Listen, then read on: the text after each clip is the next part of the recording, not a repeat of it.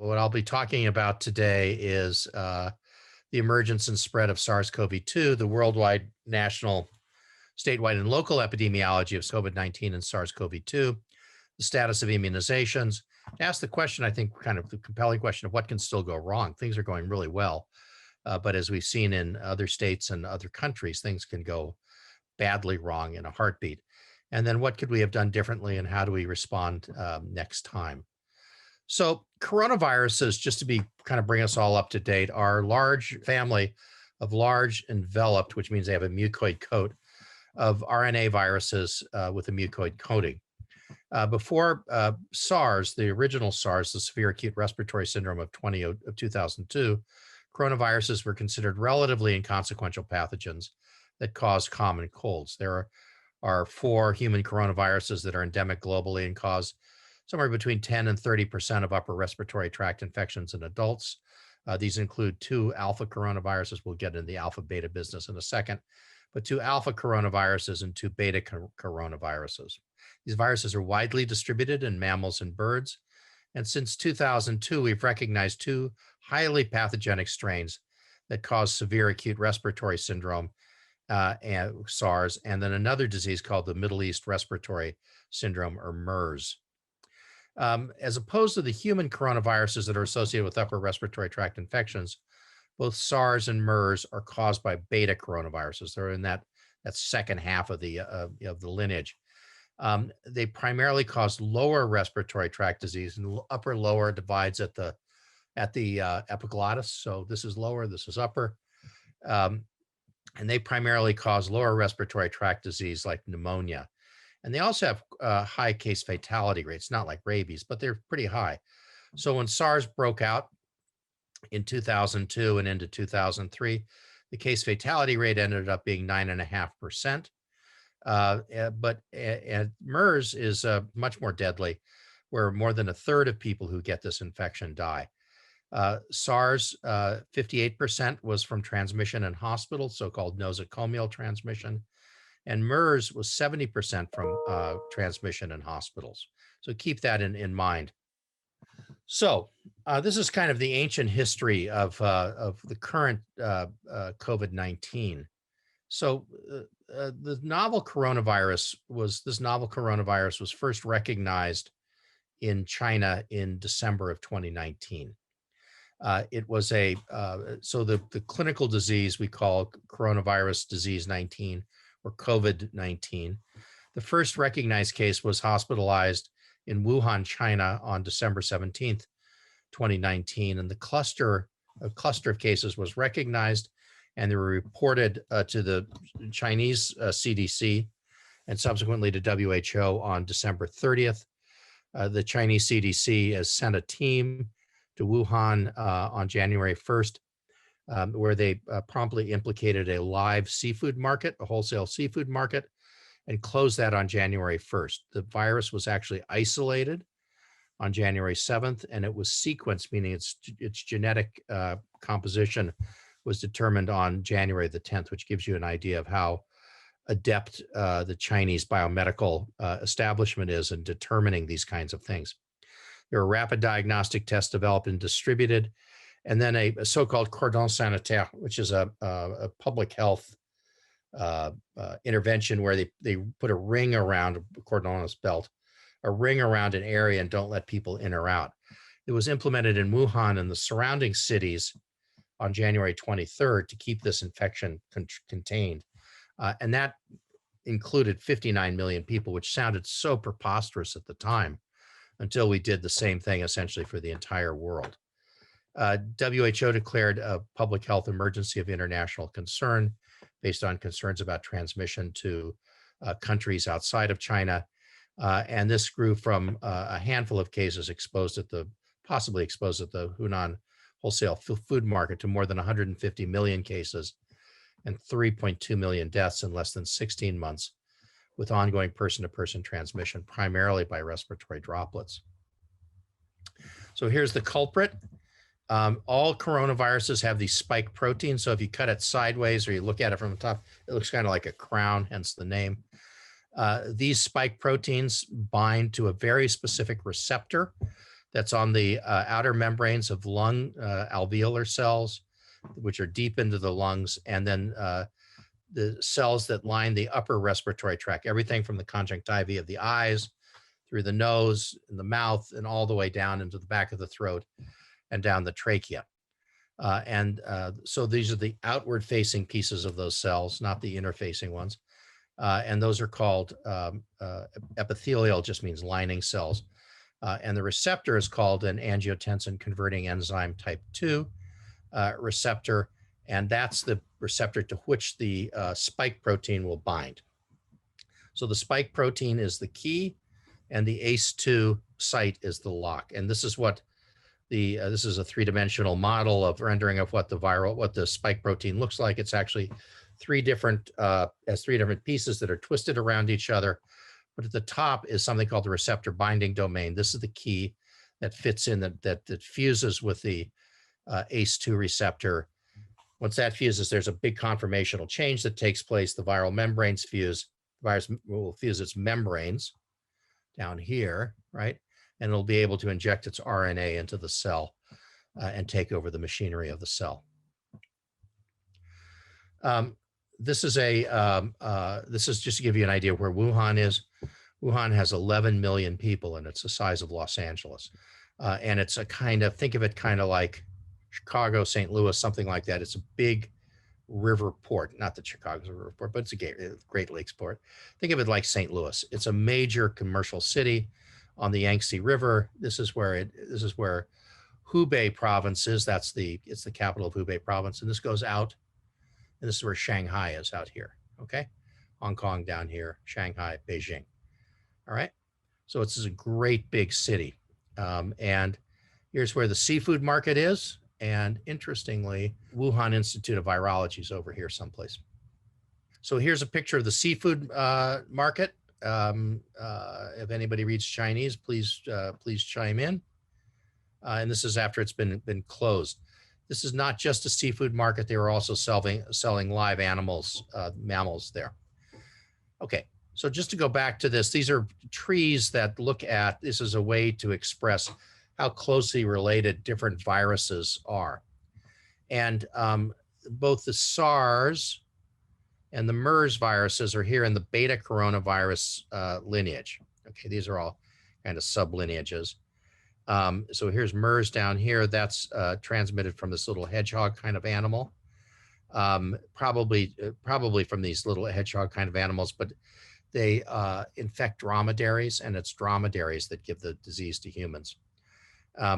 SARS is caused by bat. These are all bat lineages. So here's the SARS, the original SARS, and here's SARS-CoV-2. These are all related to these bat strains of the virus. Both SARS and MERS are transmitted to humans through other infected species. SARS is through an animal called the Himalayan palm civet, which is also called a raccoon dog. It looks like a kind of a cat and climbs up trees. And MERS is the intermediate host, or dromedaries. And so that's why it's in the Middle East. That's where the dromedaries are. And the epizoology of SARS, which is like epidemiology, but for animals, of SARS-CoV-2 is unclear. One animal that's been suggested is this thing called the pangolin, which has from which this virus can also be isolated, and is quite closely related to bat strains. And this was being sold in the Wuhan seafood market, but it also could just as easily have been infected by a person or infected by another animal. And this may be a bad rap. These are very highly protected species. These scales on them, which are like your thumbnails, this is an animal about this big, are like thumbnails, and they're used, as we used to say in the 1950s, as a marital aid. So this is a big staple of traditional folk medicine, and is on the kind of the endangered species, it's on the endangered species list, but it's also probably not the real culprit. So that's an open question. And the whole kind of early history of SARS is a very open question. There are suggestions from like satellites and stuff that there was probably something going on in October just based on density of cars coming and going from the hospitals. There's probably something going on in as early as October, 2 months before this all kind of came clear. And there's also suggestion that it might have happened at a different city in Hubei province and then come to Wuhan as the patients got transferred. So it's a little, the origins are still murky, but it is a bat coronavirus. So there's no two ways about that. How it got from the bats to people is still, we're still trying to work that out. So when we talk about SARS-CoV-2, that's the organism that causes the infection that will, at least in some proportion of people, result in the clinical disease of COVID-19. So COVID-19 is the disease, SARS-CoV-2 is the infection, like HIV is a disease, is the infection, and AIDS is the disease, not quite as pronounced as that, but so let's get the idea. And the primary clinical manifestation of severe COVID-19 is pneumonia. So SARS-CoV-2 is spread from human to human by two routes, by respiratory droplets, which are when you cough and sneeze. This is why we want people to be 6 feet apart so you don't get this coughed into your face or inhale it. And then probably less commonly, but this is a very kind of hot debate right now, how frequently aerosol transmission occurs. It occurs occasionally, that's for sure.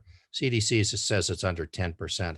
It's probably under 1%, and it's probably under 0.1% of cases are caused by aerosol transmission, which is why we don't see a lot of transmission outdoors. There's no evidence for fomite transmission, which means surface transmission. So while it doesn't hurt anything, especially for influenza, to be wiping down surfaces all the time, in point of fact, there really haven't been any cases that have been associated with that. The number of droplets exhaled depends on the force of exhalation. So that when you're breathing, you know, think of your breath in the wintertime, you have a certain, you can see it, right? Those are respiratory droplets. Now, if you're speaking, if you're if you're singing or chanting or cheering, you exhale more of these, or sneezing. And so that's why it's those activities are associated with an increased risk of transmission. It's because there are more respiratory droplets exhaled, and it increases your chance of coming into one and coming into contact with one and becoming infected. The other thing to say that masks are highly effective in preventing transmission, both transmitting the infection. So if you're coughing or sneezing, you have a mask on, it'll cut that way down, and acquiring the infection. So if someone's coughing or sneezing near you and you have a mask on, it'll cut down your chances of becoming infected substantially as well. So just to kind of divide up some of the clinical stuff, I'm sure you'll hear lots more about this later in the term.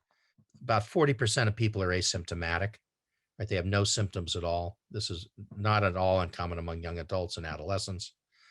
30% are mildly symptomatic. They have no difficulties breathing. That's what dyspnea means.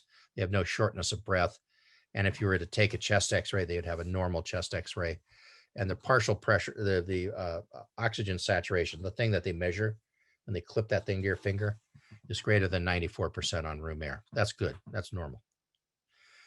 About 15% of people, so here we have 70%. Now the other 30%, about half of them, or 15% overall, will show evidence of pneumonia, meaning lower respiratory tract disease, on either examination or if you were to do X-rays, you would see it, but they're still maintaining their oxygen saturation. Then then the other half will progress to severe disease. This is where the oxygen saturation drops on room air, the respiratory rate comes up. You can see pathology on an X-ray. This is just a marker of how difficult it is to oxygenate the blood. And then in the critical illness, which is about 5% overall, or about a sixth of people who are not in the asymptomatic or mildly symptomatic category, is respiratory failure, septic shock, and multi-organ system dysfunction. People up to here can be taken care of at home, okay? And this is all outpatient care. This is no care. This is outpatient care. And then people who progress to severe illness have to be taken care of in the hospital or even in the intensive care units. So just to get the nosology right, asymptomatic infection is just infection. And then anything that has symptoms, mildly all the way through to critical disease, is called COVID-19. All right, now to show you a little bit about epidemiology around the world. So as I said, it's produced 150 million cases. This is an underestimate because asymptomatic people don't get diagnosed and reported by and large. There have been about 5.7 million cases in the last week. And you can see we're at the kind of at the all-time height of COVID transmission, or at least case recognition worldwide. This was what happened in China, right here, this little blob here. Okay. And this is the mortality rate associated with it in terms of total numbers of deaths per week. These are different colors corresponding to different WHO regions. So down here at the bottom is the Western Pacific, which includes China, by the way. Blue, which you almost can't see at all, is Africa. Green is the Eastern Mediterranean. The major country affected here is Iran. Then Europe, which it's been pretty widespread across Europe. And then Southeast Asia, which is mostly in India. All this stuff is this recent outbreak in India. And then in the Americas, it's not just the US or the US and Canada, but it's also several countries in South America. Brazil has been heavily affected Argentina, Chile, Peru, Colombia, and Uruguay. So if you looked last week, this is the last time WHO published its data. India had 2.6 million cases in the prior week. Brazil had 422,000. The US 346,000. Turkey 258,000, and France is the biggest of the Western European countries, 164,000 cases in the last week. Okay. And if you look at kind of proportionately, India is now approaching half of all the COVID cases being diagnosed and reported in the world. This is just another way to look at this kind of geographically. There's this big broad swath of infection that starts in India, but it's also starting to spill into Southeast Asia as well, with Malaysia quite heavily affected as well, and Thailand. But there's this broad swath that kind of goes straight up here all the way to Sweden, which has had kind of tried to go down this path differently in terms of disease and is now paying the price big time. But you can see India, Iran, Turkey as all heavily impacted countries, France, Germany, and then some of the Baltics and Sweden. In the Americas, Brazil, Argentina, Chile, Uruguay, Peru, Colombia, and even Panama and Costa Rica, and then the US and Canada. So that kind of gives you a rough idea of what's going on around the world. Now, just to put some kind of comparators in here, these are total cases per day. This was the US at our worst. Okay, this was last summer. This was early on when all the beds filled up in New York. This was later last summer. This was in the winter surge. This is the little kind of blip we saw when Michigan had a bunch of cases, and this is where we are now. The UK, if you put this per million, becomes much more dramatic. The UK has had this big drop off, and that's because they've been vaccinating everybody. This is really directly attributable to vaccine, whereas a lot of the US decline is probably attributable to naturally acquired immunity. Here's Brazil perking along, not making much progress, and here's India going straight off the map. So what's going wrong in India? Basically everything. There are shortages of beds and oxygen. There's shortages of basic medications like sedatives that you need if you're going to put somebody on a ventilator. All the oxygen from the industrial sector has been commandeered for healthcare. There are variants, and we'll talk a little bit more about variants. But there are these are mutations of the virus that are somewhat different than what was circulating before. This is the B117. You'll hear me talk about this a lot. Is the so-called UK variant, which is what swept across Europe, that led to this surge here in England and Scotland. back in the winter. Okay, this surge here. Um, and there's also a homegrown Indian mutant, which is a variant, which is called the dual mutation or dual mutant, which actually has 13 mutations in it, but for some reason we love to obsess about it. And that's called the B1.617. This variant accounts for about more than 70% of the isolates in Maharashtra, which is the state here, which is where Mumbai is. It's also spilled into Australia and is accounting for a substantial chunk of the isolates in Australia, which doesn't have very much disease. So this is, a big percentage of a small number. But both this, the B117 and the B1617, based on preliminary data, are controllable by the current vaccines. However, this is not an issue of vaccine failure. This is an issue of failure to vaccinate. Only 5.5% of Indian adults have been fully vaccinated. And as a result, India, which is a major, major, major international vaccine producer and supplier, in this case through the Indian Serum Institute, has put the brakes on exporting. And so some of the vaccination, and they're to use the vaccines domestically, which is not a decision. It's a decision I probably would have made too, but it really messes up the African immunization programs and some of the immunization programs in Europe and in Southeast Asia and in Latin America. But they still need raw materials for production of vaccines. There's been a lockdown in several states, and at least in New Delhi, they reported that with the lockdown, the air pollution, a chronic problem in these big Indian metropolises, has essentially vanished, much like it did in Los Angeles. This gives you the kind of a little bit of a kind of clearer picture of what's going on in India without all the other overlays. 22.9 million cases, running in excess of 300,000 cases a day. The real number here for looking at infections is probably at least 1 million. And the deaths are also probably hugely underestimated. And if you looked at all the tests being done in India, more than 20% are positive. And look where the disease is. It's in Karnataka, it's in Andhra Pradesh, it's in Tamil Nadu, it's in Kerala. This is where Bangalore is. So this is the kind of the Silicon Valley of India down in here. So we have seen a few cases in Santa Clara County as well. In the US and in California, it's much better news.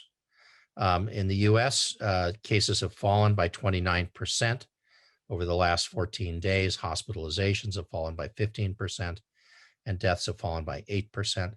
This is a surge, a kind of late or early spring surge, largely in the upper Midwest, Michigan, especially Minnesota, Illinois, but also there was a similar surge along the eastern seaboard, all the way from Delaware up through Maine. That got extinguished pretty quickly, but then this upper Midwest one kind of took over. Those are all going away now. California, we've been much more fortunate after this little problem, and are down now at under 2,000 cases a day. But we have cases are down 16%, hospitalizations are down 11%, and best of all, deaths are down by 18%. Just compare this. Here's 40,000 cases a day in late December and January. At the same time, in the U.S., it was 200,000. So we had about 20% of all cases in the country at that point in time. The large bulk of these were in Los Angeles and the Los Angeles suburbs. Currently, these are residual cases are occurring here in the lower peninsula of Michigan, and then there have been some other outbreaks here in the West, probably most concentrated in Colorado here on the eastern slope of the Rockies.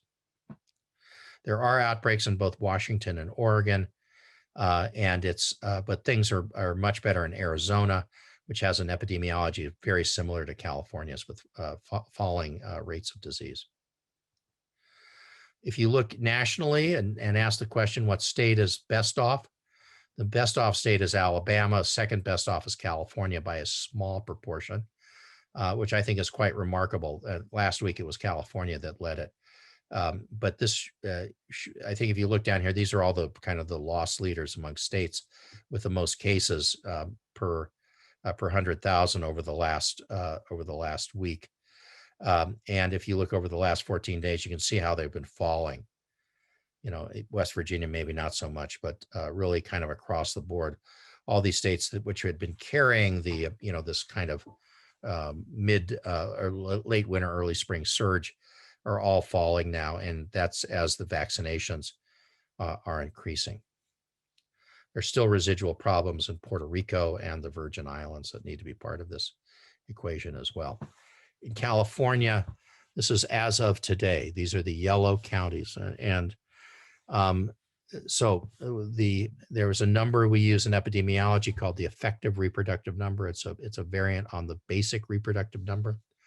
It's the number of cases that on average that occur for every single person that's infected. So if you have an effective reproductive number of 2, that means for every person infected, there'll be 2 secondary cases. For each of them, there'll be 2 secondary cases, so you get exponential growth. If it's at 1, it's endemic. It's 1 causes 1, causes 1, causes 1. And if it's less than 1, it'll gradually extinguish. So we're less than 1. This is quite a bit less than 1, and things are going well. We also look at the proportion of all tests that are done that are positive. You can see we're well above 15% back here in that big surge in the winter. It's now fallen to 1%. Hospitalizations are down 10% from 2 weeks ago, and the overall ICU capacity has increased. So this is today's map. So the colors here, purple, no purple, that's good. At one point in time, the governor, who's had a speechwriter who obviously hadn't grown up in the 1960s, wrote that there was a deep purple tier, which we sort of snickered at that. But then the red is the next highest, which connotes widespread transmission. Del Norte, which is probably prison transmission. There's a lot of activity on the border here with Oregon, so that may be spillover. But you can see how it's really in the Sacramento Valley and the upper San Joaquin Valley, going here from Merced all the way up to Yuba and in Tehama and Shasta counties. In the Bay Area, Solano really acts much more like part of the Sacramento Valley than it does part of the Bay Area. And I think that a lot of the cases in Solano are concentrated on the eastern side in the agricultural parts. In the Bay Area, we're doing really quite well with the exception of Solano. The orange is, somewhat better, and the yellow is really good. San Francisco and San Mateo. San Mateo went into the yellow tier today, along with Mono County. These other guys, Trinity, Mendocino, Lassen, and Sierra had already been in the yellow. I kind of cut it out here, but Alpine and Mono are in the yellow. And then surprisingly, surprise, Los Angeles is in the yellow. And this gives you an idea of how well naturally acquired immunity works to control transmission. The rest of Southern California is in orange, along with the lower San Joaquin Valley down here into Kern County. Okay. I guess the other thing I should say is that the governor said that as of June 15th, all sectors can return to normal. We're going to get rid of the tier system as long as there's vaccine available for everyone who wants it, and we have a consistently low burden of disease, which we do have. That being said, there'll probably be some continued mandate for masking, and then either testing or vaccination requirements for large scale or higher risk events. So I went to the Warriors game last night. I had to show a vaccination card to get in. This gives you the rundown county by county in the 9-county Bay Area. So these are the kind of cumulative numbers and what's going on recently here. Alameda has a little outbreak, which as far as I can tell is centered in Hayward. Others are kind of just up and down, sort of, kind of biological flux. But the cases per day, cases per 100,000 per day, you can see are all pretty low. Contra Costa's still up a little bit. Alameda's up a little bit. San Mateo, San Francisco, and Sonoma are all under 2. Solano's quite a bit higher. And then Marin and Napa are sort of in between. These are the effective reproductive numbers looking down here. Right, so they're all below, far below 1. San Mateo is probably the highest at 0.88. And this is the proportion of tests that have been positive. These are all under 2%, with the exception of Solano. And this is what the curve looks like in the Bay Area. There are 246 cases reported yesterday. And thankfully, only 2 deaths, which is too many. Los Angeles actually had 0 deaths for a couple of days last week, which is really remarkable compared to where they were in January. So this is mostly a result of immunizations. So currently, we're vaccinating all Californians 16 years of age and older. Coming up Thursday, Friday, depending on what CDC does tomorrow, we'll be vaccinating all Californians 12 years old and older. So far, we've administered almost 32 million doses. This was as of this morning.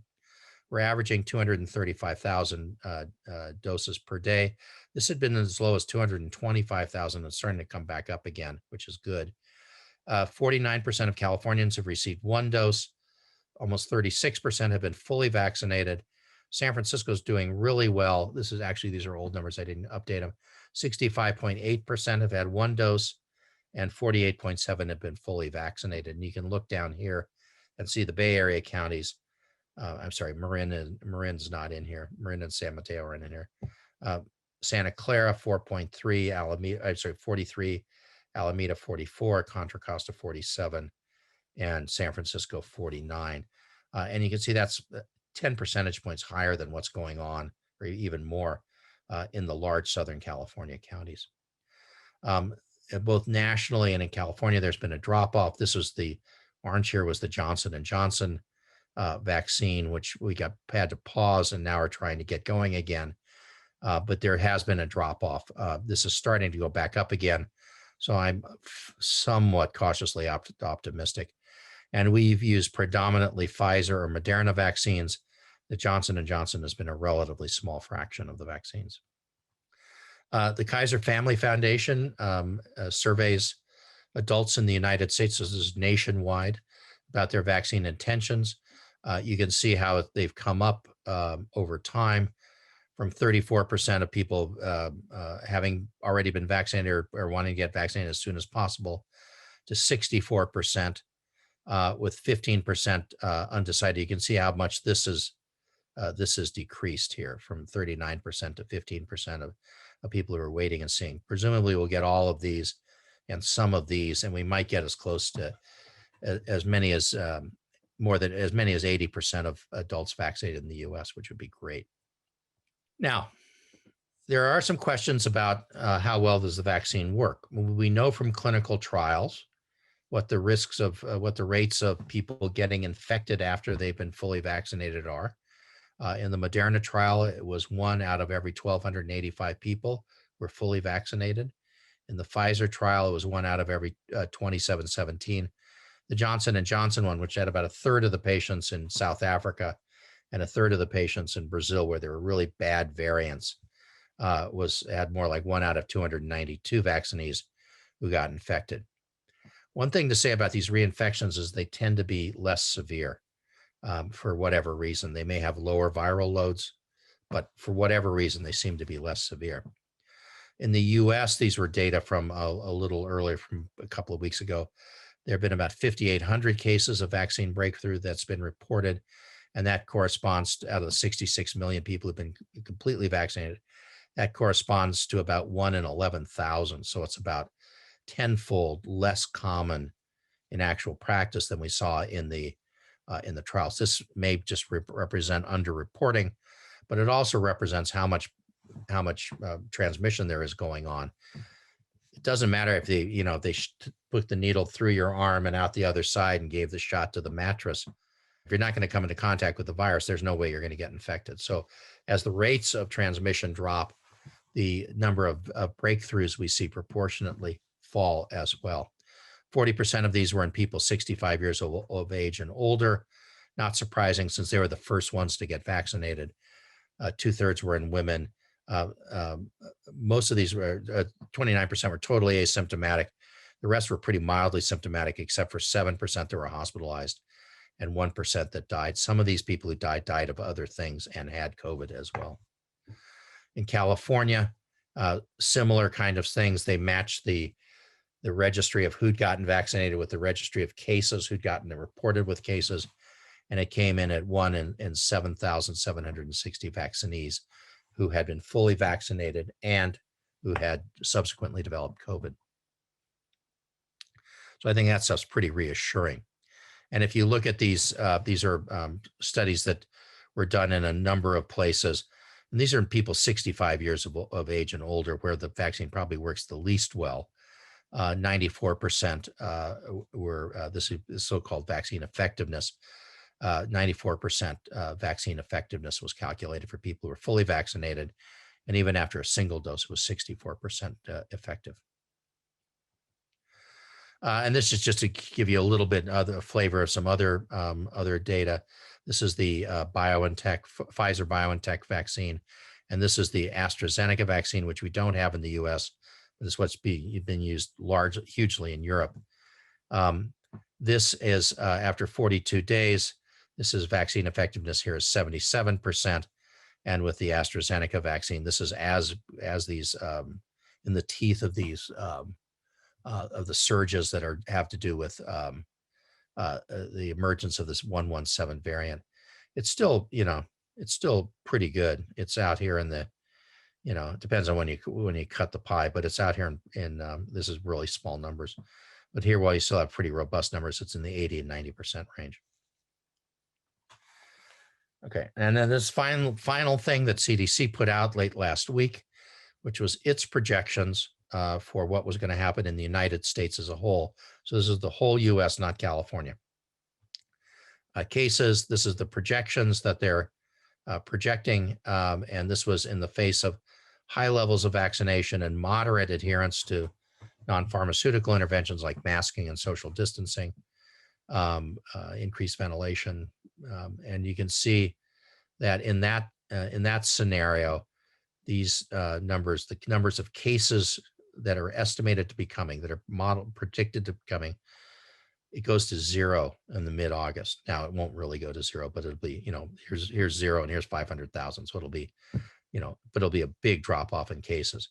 This is a different scenario: high vaccination, low NPI, low vaccination, moderate NPI, and low vaccination, low NPI. You can see, unless you get everybody on board with these non-pharmaceutical interventions, it's going to take longer to get to 0. This is basically the same analysis, but it's looking at hospitalizations rather than cases. Okay, so that's where we are. So all good news, thumbs up. Okay, what can go wrong? Well, we can have breakdown of non-pharmaceutical interventions, and I just showed you how much longer the tail is if you have poor adherence to non-pharmaceutical interventions. We can have maldistribution of vaccines and end up with substantial pockets of people who aren't immune, who can sustain transmission for multiple generations, and we can have outbreaks that can spread, right? We can have emergence of more transmissible and less immunologically susceptible variants. And by less immunologically susceptible, the other term for this is vaccine escapes mutations, meaning that the virus mutates in a way that the vaccines don't work. A bit of a bogus kind of thing, and I'll get to that. We can ignore international spread, and I'll talk about that extensively. We can lose confidence in vaccines and have more vaccine hesitancy, which is one of the reasons we're so concerned about the Johnson & Johnson clotting problems. And then we can have decreased vaccine supply. We saw that earlier when 15 million doses of the Johnson & Johnson vaccine had to be discarded because of an error in a plant in Baltimore. All right, so here's the Kentucky Derby. Not that you would have guessed it from the hats. Now, this is an example of people not wearing masks, okay? Nary a mask in sight. But it wasn't everybody. These are the guys I like. These are my new heroes, right? A color scheme may be iffy, but you get the idea. People have to wear masks if they're going to be protected. These people are not going to be protected. Plus, they're all yelling and screaming and stuff. They're packed in. And this is a disaster waiting to happen. I don't know if they've had cases from it. I can't imagine they haven't, but we'll see. This is quite reminiscent of San Francisco in 1918 and 1919, where there was a mask ordinance to try and limit the spread of the 1918 strain of influenza A, so the so-called misnamed Spanish flu. And on November 21st, 1918, the Board of Health rescinded the mask ordinance, saying that we'd gotten it under control. at noon on November 21st, 10 days after armistice. All the sirens sounded in the city, the church bells clanged, and everybody threw away their masks.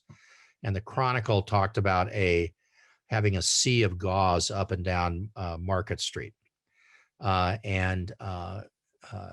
So 6 months later, there had been another 1,800 deaths. So San Francisco had 3,000 deaths from the 1918-1919 flu when the city's size was 350,000.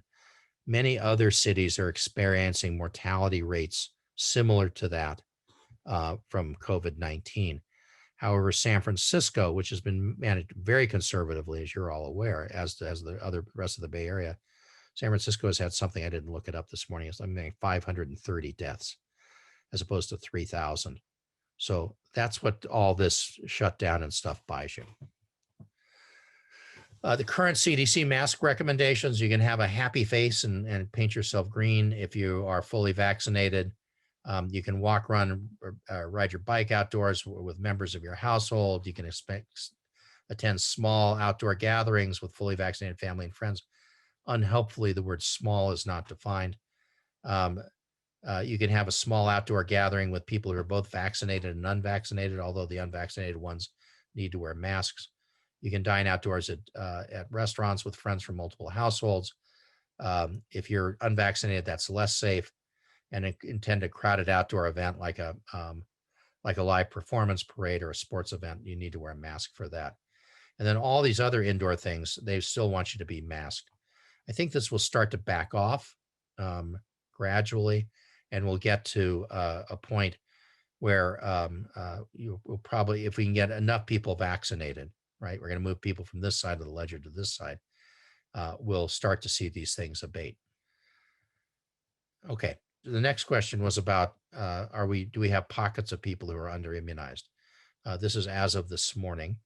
If you rank communities by something called the Community Health Score in California, if you in the lowest quartile, meaning the poorest communities or the least well served, the vaccination rates are really low, are much lower than they are in the highest. You would think that these would be inner city things. These are largely in the Central Valley and represent farm worker communities, and this is has to be a major thrust of our efforts to get these communities pulled up to be even with these higher wealth communities. And the governor, in fact, set aside 4 million doses in March to spend March trying to get this up as high as possible. It's come up tremendously, but it's still not quite there. Now, why are we pushing vaccines so much? Well, the more people are vaccinated, the less transmission there will be, which means the less the virus will replicate. And the fewer times the virus replicates, the less the chance for mutations will be. Okay. So this looks at the risk of variants by time and COVID incidence.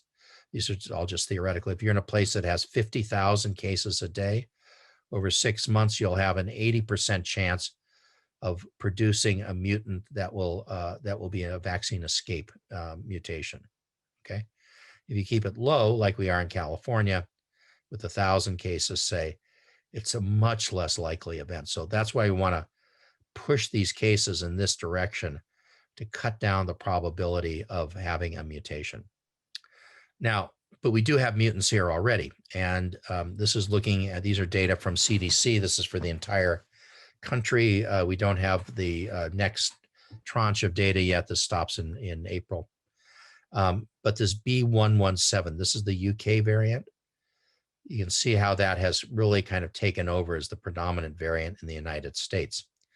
These two guys, B1427 and 1429, were the so-called California variants, which got renamed the West Coast variants. And they've gotten sort of progressively squeezed out, even here in California, as I'll show you in a second. These purple ones are the New York variants, which are, it's a little unclear how serious we should be taking those. And then some of the others that we are worried about, this is the Brazilian variant. It's really a small fraction here. And overall in California, we have 38.4% of all the viruses that have been sequenced are the California variants or the West Coast variants, and 30.6% of the B117 in Arizona, which I said had similar epidemiology to California. It's 32% versus 27.7%. But this belies what's really going on, and this is data from the California Department of Public Health. This is what's happened with the B1427, B1427, and B1429 variants. They were really competing against the UK variant here, the 117 variant.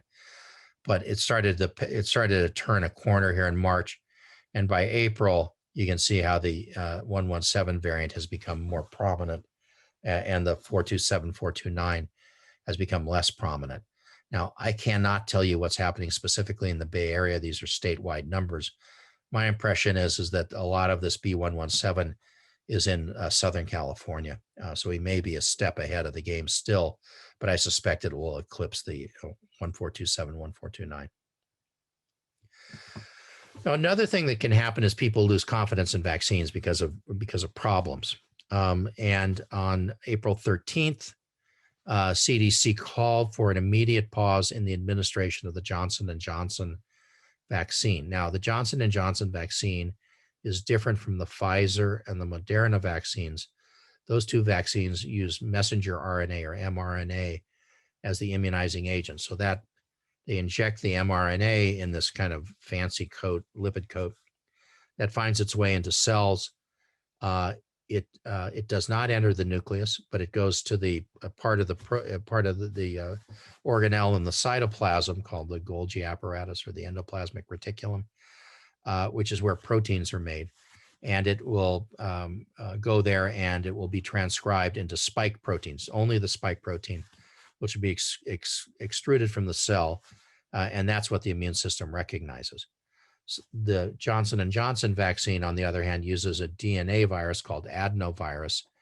It has several genes taken out of it, so it can't replicate. The adenovirus can't replicate, but it can. But it does enter the nucleus of the cell, and the piece of the spike protein that's included in it, in this re-engineered adenovirus, will be transcribed into messenger RNA, which will go out into the cytoplasm to the Golgi apparatus, where it will make proteins that will be extruded, spike proteins that will be extruded and recognized by the immune system.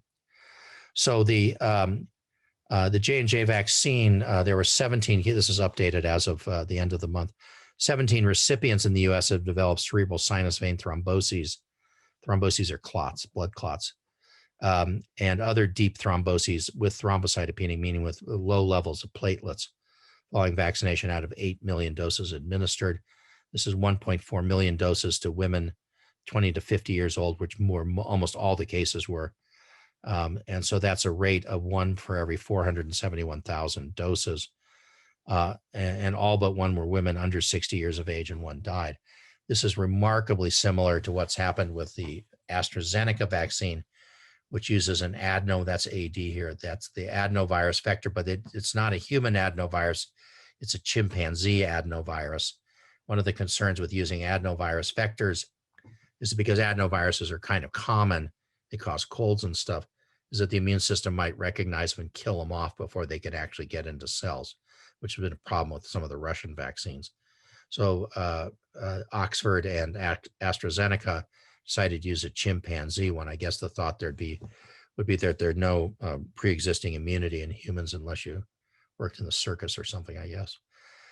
So it's a similar, so AstraZeneca and the Johnson & Johnson vaccines have similar mechanisms of action, which seems to be that the immune reaction to the vaccine also produce antibodies to platelets, a specific thing called platelet factor 4. And they've had similar, this is about 10 times as many doses have been given in the EU and the European Economic Area in the UK with cerebral sinus vein thromboses and 53 cases of abdominal thrombotic thrombocytopenia. And most of these were in women under 60 years of age. Big consultation about AstraZeneca. The EU said the benefits outweigh the harm. and we should go forward with it. Some countries have said we're not going to use it at all. Others have said we're not going to use it in younger women. Others have said we're not going to use it in anybody under the age of 60. So it's a real kind of hodgepodge of how much this is being used now. But it's all messed up now because this is what's being manufactured in India. Now, there are two other adenovirus vectored vaccines. One's Russian, the other's Chinese. They have this has a pretty high vaccine efficacy. I reported this one somewhat less. So this is called CanSino.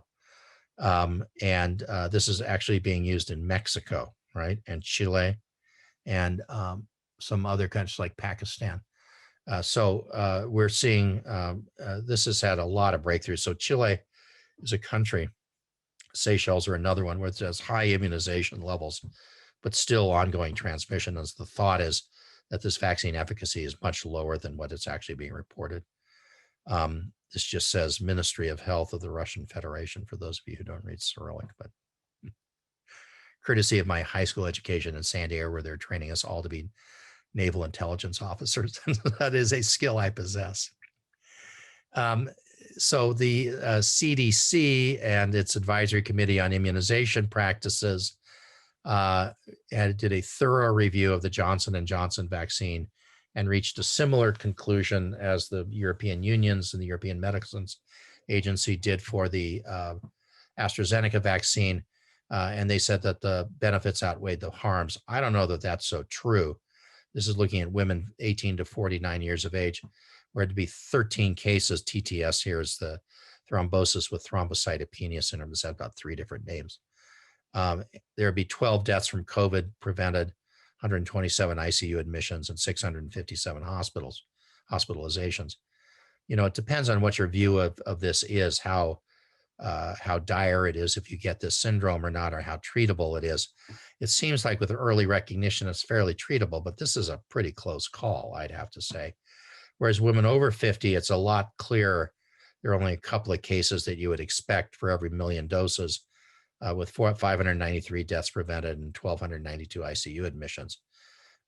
In men, it's clear there are fewer cases and no cases in men over 50. So what's come out now is that that Johnson & Johnson vaccine, which has the virtue of being a single shot, I don't know if I mentioned that, whereas the others are 2 shots, is being it's being put back into the vaccination programs, but there's an opt-out option, so that if you don't want to get it, you don't have to have it. You can get a different one, and there's really very specific labeling about risk in younger women. I think the risk is pretty much among younger people, period.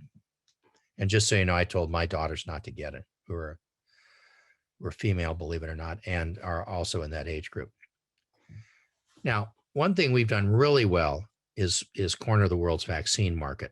And remember that most of these vaccines require 2 doses. So whenever we see this big dose number, you got to divide it by 2. So we have 300 million doses of Pfizer that the U.S. owns, 300 million doses of Moderna. Now we're giving those away. A couple of 100 million of Johnson & Johnson, which is a single dose vaccine, 300 million of AstraZeneca, and 100 million of Novavax, which is a single protein vaccine. Instead of putting the mRNA or the DNA in, it actually puts in the spike protein itself. So it's kind of a different technology. It's still 2 doses. Neither Novavax nor AstraZeneca has been approved in the U.S. So overall, we have 1.2 billion doses, and it's enough to vaccinate 700 million people. And we need, we only need to vaccinate 331. So we have a big surplus. So that's something to bear in mind. And so, the question is what do we do about international transmission? Well, we can donate vaccines because we have this big supply squirreled away. We've already given 1.5 million doses to Canada and 2.5 million doses to Mexico, and have promised 60 million doses, AZ is AstraZeneca, to India. We can do more. As you saw, we had 369 million doses left over. We can, and by the way, when you put 331 million as the population of the U.S., that includes children. We can give more funds to global vaccine efforts. There's an organization called COVAX, which is a spinoff of the Global Alliance for Vaccines and Immunizations, which is a kind of quasi World Health Organization agency that's providing funding and vaccines to low and middle income countries. We could give more money. We could get others to cough it up, like the World Bank or the European Union. We can expand our own manufacturing through the Defense Production Act, but we can also provide raw materials to India, which has huge vaccine manufacturing capacity, but just doesn't have access to some of the raw materials. And then we can let up on patents, and I'll talk about that in a second.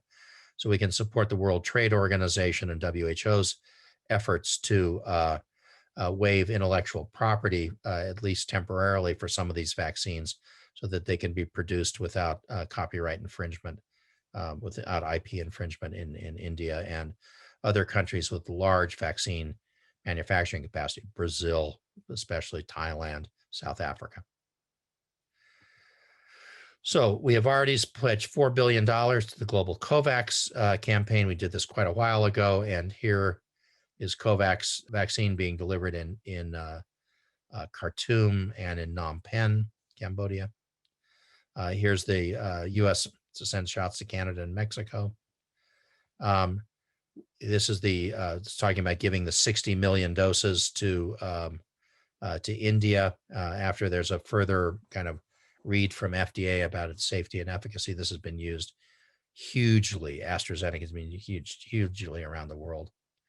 And then finally, last week, the U.S. said that it would support these patent waivers in the World Trade Organization. The technical term is compulsory licensing, which is a way to waive intellectual property for countries that are facing public health emergencies.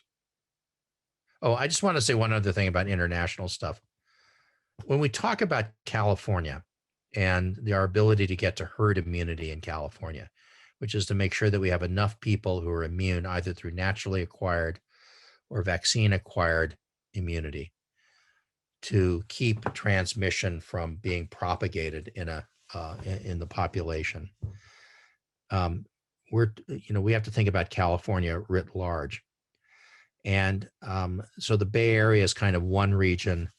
The rural agricultural parts of Central Valley, San Joaquin Valley, Sacramento Valley, maybe the parts of Napa, Sonoma, where there's a lot of farm work going on, Coachella, Salinas, Imperial Valleys are all kind of one entity.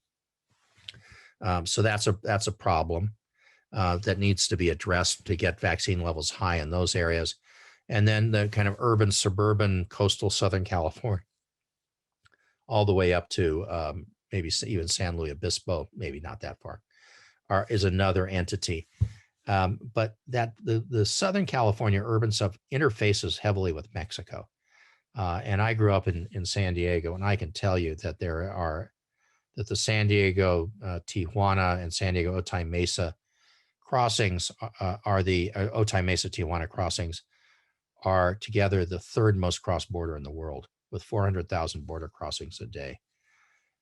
We have to extend immunity to that area if we're going to achieve, if we're not going to have constant reintroductions of virus and probably constant reintroduction of variants. So I'm very much in favor of providing vaccine assistance to Mexico. And I think that has to be part of a comprehensive strategy for bringing this under control in California.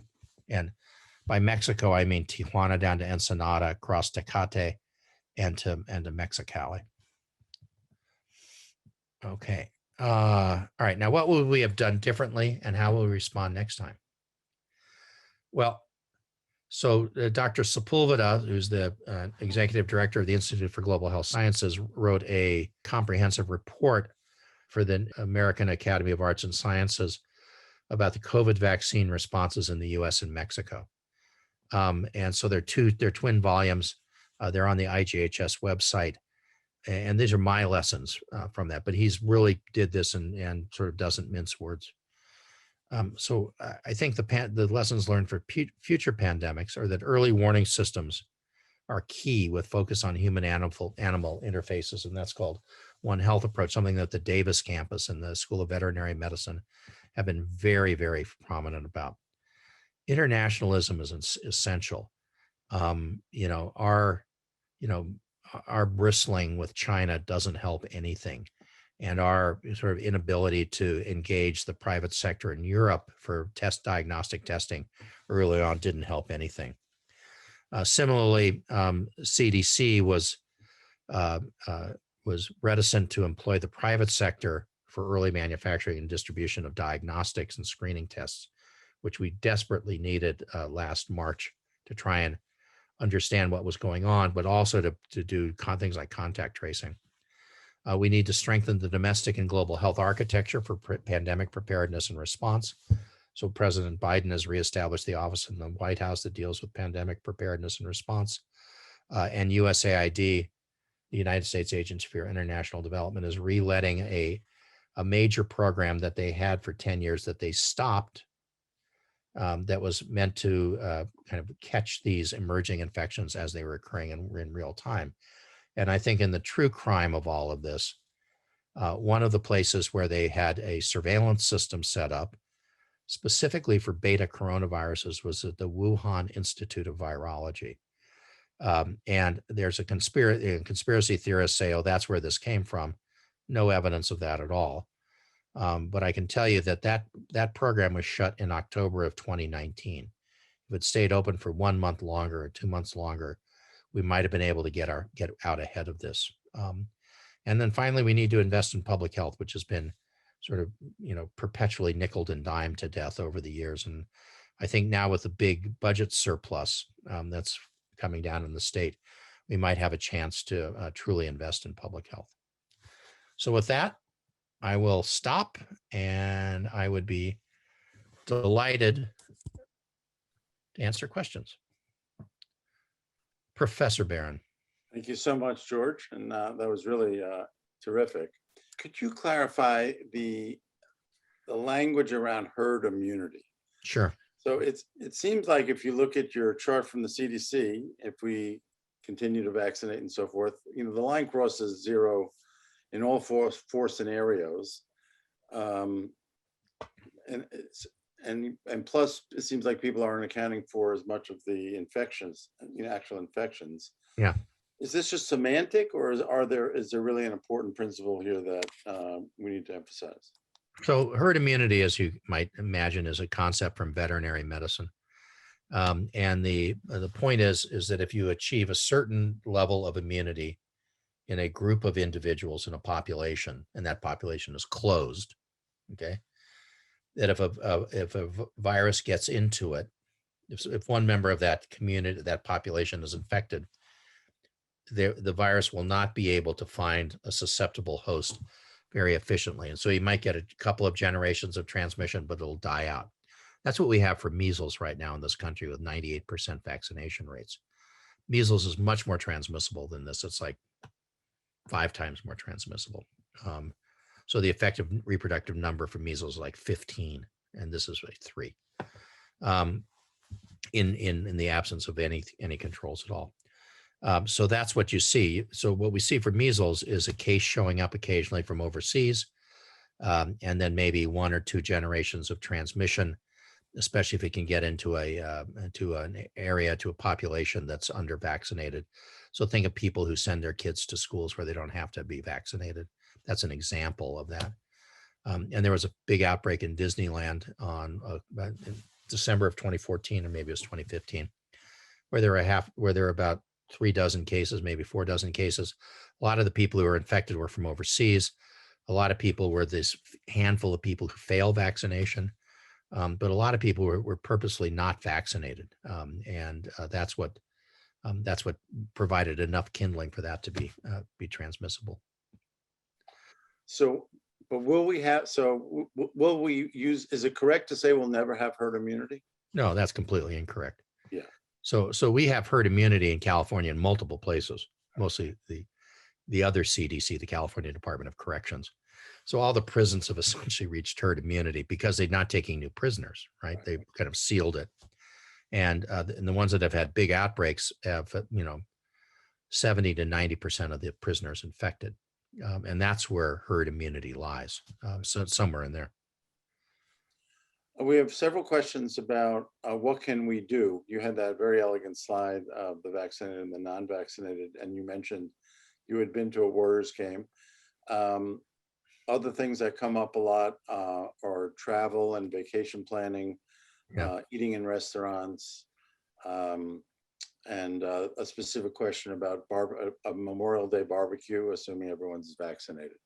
So what are some other examples of things that you might not do, given that you're vaccinated? I'd be hesitant to go to India. Just to put it out there, South Africa, places where there are high levels of transmission. I think you need to think twice about getting on an airplane for leisure travel. I mean, essential travel, work travel is one thing, but leisure travel is probably something to be avoided. I think staying in California has lots of advantages. So I haven't told you this yet, Bobby, but so I'm taking my adult children and at least one grandchild to Disneyland on Sunday. So some are flying and some are driving, meaning I'm the one who has to drive the car down because I don't have anything better to do. It's 20% capacity and you have to be a Californian to get in. So that's it. Now there is an attractive vacation option. So, you see California being heavily advertised on TV now. So I think that's probably the simplest thing to say is just vacation here. If you're going to if you're going to leave the state, know what's going on the other end, know what the quarantine issues are. So Hawaii has very specific rules, for instance. If you go to Britain, there's still a 10-day quarantine. It's some, less than perfect, shall we say, Heathrow hotel. So, you have to be really conscious of this stuff and cognizant of it and understand what you're getting yourself into. But by and large, I think, I would even vaccinated, I would be hesitant to really go into the teeth of a major outbreak unless it was for work. So California, have you eaten in a restaurant yet inside? Yeah. Oh yeah. I'm hoping I had lunch today in a restaurant inside. And the barbecue, I assume, is fine. Barbecue is fine as long as it's not 800 people. Let's see. The issue you mentioned about the Warriors game is checking for vaccination. I went to a baseball game. They threatened to check my vaccination status, but they never did. The line just went straight through.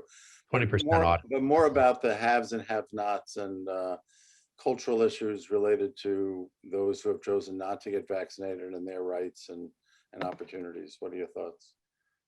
Well, we have stop signs and we don't have a choice about stopping at stop signs. I mean, there is some societal, benefits to all this stuff. We have made a choice as a society to demand vaccination for children, to attend schools, to attend the University of California. I think we're going to see more and more demand to prove that you've been vaccinated in order to access certain things. And the concession is that they might take testing instead, recent testing instead, which is what the Warriors take. And I know the Giants do that too. The difference between the Giants and the Warriors, aside from the Warriors being good and the Giants not. They're quite good now. Yeah, okay. I'm an A's fan, so I'm not giving you that one. Is that, ventilation is not an issue at that stadium. I mean, the wind tunnel effect is almost like they're at Candlestick Park, without being overly pejorative about it. But it's, you're outdoors, whereas in Chase Center you're indoors, but they have the air handling cranked up as high as it'll go. So they try and create the ventilation that keeps aerosols at bay. Remember, I told you that aerosol transmission does occur, but it's relatively less common. The way you get rid of aerosols is by having the right kind of ventilation systems and exhausting air to the outside and scrubbing it with HEPA filters and stuff. Given that, why your caution about air travel, other than where you're going to? Because you have somebody sitting next to you that you don't know, who's going to be taking their mask off to eat peanuts and and hacking and coughing and stuff. It's just, you can't control the environment. And I think the shorter the flights, the better. So there's this whole kind of scientific basis for where you sit on an airplane. You want me to get into this? Sure. Best place to sit. So you want to sit. So what you're trying to avoid is some guy walking down the aisle coughing and sneezing on top of you. Right. So the way you avoid that, first of all, you sit at the window seats. And then if you're in the economy cabin, you want to sit halfway between the lavatories and the aft and the lavatories that are forward. Okay. So think of Southwest, on a 737, you want to sit at about row 15. So half the people go back and half the people go forward. You're kind of at the continental divide. And I don't know if you remember, but Kevin Durant, the Warriors center, had COVID last March, and I had this vision of him walking down the plane, coughing and sneezing like a sort of giant rainbird, and that's where you want to be. You want to be in the middle. You want to be in the middle at the windows. Check your luggage. Don't be messing around. Get on last, right? Yeah, you want to decrease your exposure time as much as possible. And we had a junior attending. I don't know if you know Tim Judson, good guy, Yeah. but he came back from visiting his family in Connecticut last June. I said, "So what was it like?" He said, "I felt really safe until they passed out the snacks and everybody took their masks off at the same time." So try and stagger your meal service a little bit too. That's my other bit of advice if you can. Let's switch topics a little bit. And with the numbers you showed about the risk of bad variants and mutations, it seems like what's going on in India and Brazil and elsewhere would almost make it certain that there would be bad variants soon. I don't, I think my new mantra is going to be variant schmariants. Variants are of interest. We get to see viral evolution in real time here. But but as long as people only look at neutralizing antibody, one limb of the immune system, and ignore what's happening with T cells, I think we're going to be misled about variants. And I know Monica Gandhi speaks even more cogently about this than I can. But I think that T cells are T memory cells are what are going to protect us. And there are a lot of attachment points on these viruses on this long spike protein. There are lots of places you can attach cells. There are lots of places you can attach antibodies. And you'd have to have something really spectacularly different to really totally avoid this. And if it were that spectacularly different, it would never infect anybody because you'd mess up the docking sites. So I'm a bit sanguine about variants. We have a question about who shouldn't get a vaccine. What are some of the contraindications to vaccines in terms of prior allergies, reactions, and so on? Yeah, if you've anaphylaxed to the first dose of either Pfizer or Moderna, you should not get the second dose. Okay, by anaphylaxis, I mean respiratory failure, ER visit, all that stuff. If you've anaphylaxed to a vaccine, to one of the components of it, which really is good luck figuring out what those are, that's also an absolute contraindication. But if you've had if you have allergies in general or had a bad reaction to another vaccine, that's not a contraindication to these vaccines, and they'll hold you for another 15 minutes to make sure you're okay.